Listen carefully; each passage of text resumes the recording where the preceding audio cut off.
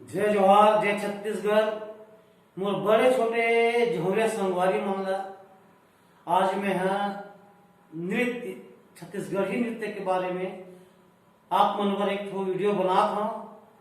जे मन सीखे के इच्छुक हवे तेकर बर बहुत जल्दी डांस कर सकते हैं।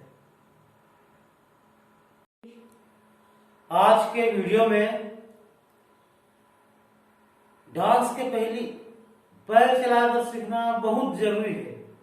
तो मैं आज के वीडियो में पैर के चलन कैसे चलाते पैर तेला सिखा हूं। तो में पहली आप मन से निवेदन है, मोर चैनल में like subscribe bell icon button ला दबा दो ताकि मोर वीडियो एक भाग में आज जाए भाग में तेवा आप मन का आ जाए और डांस जल्दी से जल्दी सीख जाओ। तो डांस स्टेप या चलन सीखे के पहले धरती मैया ला सरस्वती मैया ला अपन इष्ट ला नमन कर लेता हूँ। ओकर बाद अब चल करता हूँ। सबसे पहले जेमी कर ला 1 2 3 4। अब देरी पे 1 2 3 4, फिर 1 2 3 4, फिर 1 2 3 4। अब थोड़ा से फास्ट करना है।